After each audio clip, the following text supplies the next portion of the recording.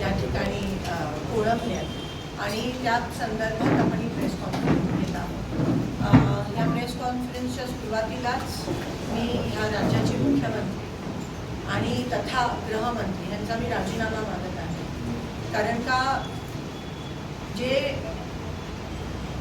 महाराष्ट्रात घडलं काही दिवसापूर्वी एका लहान चिमुकलीचा त्या ठिकाणी बलात्कार केला गेला, तिची अतिशय वाईट पद्धतीत हत्या करण्यात आली।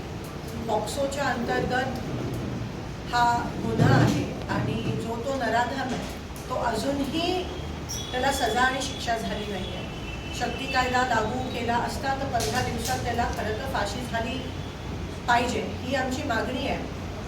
त्या उलट काल मुख्यमंत्र्यांनी जल्लोष साजरा केला, पेढे वाटले आणि ह्याच्यावरून स्पष्ट होतं की मुख्यमंत्री असो प्रधानमंत्री असो बीजेपीचं प्रत्येक कार्यकर्ता किंवा मंत्री असो आमदार असो खासदार हे फक्त इलेक्शनसाठीच काम करतात। ह्यांच्यासाठी इलेक्शन पुरती सगळं आहे। इलेक्शन पासून दिवसाचा प्रारंभ होतो आणि इलेक्शन घेऊनच दिवसाचा समाप्ती होत असते। ह्यांना लोकांचं जनतेचं एका लहान पुरोगामी महाराष्ट्रात एका लहानशा चिमुकलीवर एवढ्या वाईट पद्धतीत अत्याचार होऊन हत्या होते।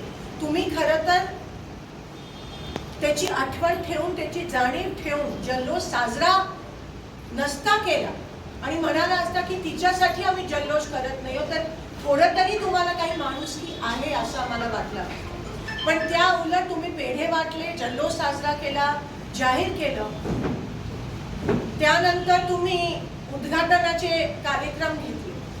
काही माणुसकीच राहिली नाही आहे ह्या महाराष्ट्राच्या मुख्यमंत्र्यांमध्ये असं मला कुठेतरी वाटतंय आणि म्हणून त्यांनी नैतिक जबाबदारी स्वीकारून राजीनामा त्या ठिकाणी दिला पाहिजे। कारण का ही एकच घटना नाही आहे। आज आपण सोलापुरात बघतो मागच्या 3-4 दिवसात जवळजवळ 5-6 दिवसा 10 मर्डर झाले दिवसा आणि ते पण काही शहरी भागात काही ग्रामीण भागात दिवसा मर्डर झाले। कुठे तुमचं प्रशासन, कुठे लॉ अँड ऑर्डर, कुठे गृहमंत्र्यांना जर गृह खातं हाताळता येत नसेल तर स्वतंत्र एक खातं पोर्टफोलिओ निर्माण करा, द्या कोणातरी जबाबदारी। पण तुम्ही त्या उलट जल्लोष साजरा करताय। एका मुलीवर बलात्कार झाला, लहान 3.5 वर्षाची चिमुकली, एका नराधमाने बलात्कार केला, डोक्यात काठी मारली, तिला दातकिळी बसल्या, बघवत नाहीयेत अंगावर, आमच्याच अंगावर शहारे त्या ठिकाणी येत आहे। त्या नराधमाचा फोटो बघितल्यावर असं वाटतं की ह्याला तिथेच काहीतरी करावं। त्यांचे नातेवाईक आहेत ते म्हणतात आम्हाला ते आमच्या ताब्यात, आम्ही कायदा हाती घेतो। म्हणजे डोक्यावरनं पाणी गेलंय। आज एवढी कोलॅप्स झाली आहे आपल्या महाराष्ट्रात लॉ अँड ऑर्डर सिच्युएशन। प्रशासन उभं असताना प्रशासनाच्या समोर या घटना घडतात। प्रशासनाची पण सगळ्या बाबतीत मिलीभगत आहे। दिवसाधारे वाळू उपसा चालू आहे, त्यामुळे पाणी सोडत नाहीये। त्या विषयावर मी नंतर, पण आज पॉक्सोच्या अंतर्गत सोलापुरात पण मागच्या आठवड्यात खूप मोठा पॉक्सोच्या अंतर्गत नाबालिग मुलींची प्रेग्नन्सीच्या केसेस आल्या। त्यांना पॉक्सोच्या अंतर्गत आपल्याला आयडेंटिटी नाही सांगू शकत, तरी त्या सगळ्या महिलांची आयडेंटिटी त्या ठिकाणी हॉस्पिटल प्रशासनाकडून लोकांना पब्लिक डोमेनवर ठेवण्यात आली। म्हणजे काही राहिलीच नाहीये, नाही गांभीर्य राहिलं, ना माणुसकी राहिली, ना जाणीव राहिली।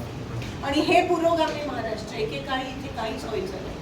आज आपल्या दुसऱ्या राज्यांसारखी क्राईम रेट चालली आहे। महिलांवर होणारे पॉक्सोच्या अंतर्गत जेव्हा पॉक्सोचं प्रमाण वाढतं तेव्हा त्या राज्याची लोकांमधली, पुरुषांमधली पेक्षा जास्त सत्ताधाऱ्यांची विकृत मानसिकता दिसून येते। आणि ही सत्ताधाऱ्यांची विकृत मानसिकता आहे। कारण का जेव्हा आपल्या घरातल्या मुलीवर असं होतं, मुख्यमंत्र्यांची पण मुलगी आहे, 2 सेकंड का जेव्हा आपण ते बघतो टीव्हीवर तेव्हा अंगावर शहारा होतो। आणि मग ते सगळं असताना तुम्ही जल्लोष साजरा करता, तुम्ही पेढे वाटता। त्या नराधमाला ताबडतोब फाशी झाली पाहिजे। शक्ती कायदा जेव्हा आमची सत्ता होती तेव्हा आम्ही त्या समितीमध्ये होती, आम्ही अंमलात आणलेला। निर्भयानंतर आपण तो शक्ती कायदा महाराष्ट्र राज्यात आणलेला. त्याची तो लागू करा, त्याची अंमलबजावणी करा. कसली भीती आहे तुम्हाला? विकृत मानसिकता आणि ती वाढत चालली आहे महाराष्ट्रात. का? कारण का वरपासून खालपर्यंत हे जे गुन्हेगार आहेत त्यांना सपोर्ट आहे. तुम्ही ठाण्याचं पण बघा, अनेक मी तुम्हाला सांगू शकते. आणि मग करतात काहीतरी, खरात असतील, हे असेल. विकृत मानसिकतेला वाव मिळत आहे सत्ताधाऱ्यांना. आणि मग तुम्ही महिला आरक्षणाचा विषय घ्या, आणि मग तुम्ही महिलांचा सशक्तीकरणाचा विषय घ्या, आणि मग तुम्ही महिलांना संरक्षण देण्याचा, अहो जे आहे आता जे चालू आहे, तुम्ही त्याला जर सजा दिली तर कोणाची हिंमत होणार नाही.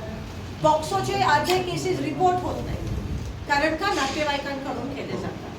हा सुटला तरी कसा मला सांगा? ह्याच्यावर 2 ते 3 केसेस आहेत पॉक्सोच्या. सुटला. पॉक्सो एवढा सिरियस कायदा आहे, सुटला कसा? कोणी बेल दिली, कोणी सोडलं? ही कारवाई, हे नेक्सस आहे. हे पूर्णपणे वरपासून खालीपर्यंत नेक्सस आहे, खालपर्यंत. आणि गृहमंत्री मजा करत फिरत आहे. गांभीर्य राहिलं नाहीये. रेप्स होत आहेत तर होऊ देत, लहान मुलींवर बलात्कार होत आहेत तर होऊ देत, लहान मुलींची चेचून हत्या होते तर होऊ देत. तिच्या तोंडात म्हणे PM रिपोर्टच्या नुसार सॉक्स फोडला गेला, कारण का तिने आवाज नाही करता. नशीब, आता तरी नशीबच म्हणावं की CCTV फुटेज सापडले. नाही तर ओरिसामध्ये पण काय हालत आहे, सापडल्यावर गुन्हा दाखल होतो. तसंच महाराष्ट्रात होत चाललंय. दुर्दैव, वाईट वाटतं एक महिला प्रतिनिधी म्हणून आम्हा सगळ्यांना, की शासनच काही करायला तयार नाही, मुख्यमंत्री स्वतः काही करायला तयार नाही. म्हणून या गोष्टीचा निषेध करते. आम्ही काँग्रेस पक्षाच्या माध्यमातून गृहमंत्री तथा मुख्यमंत्री देवेंद्र फडणवीसजींचा राजीनामा मागतोय.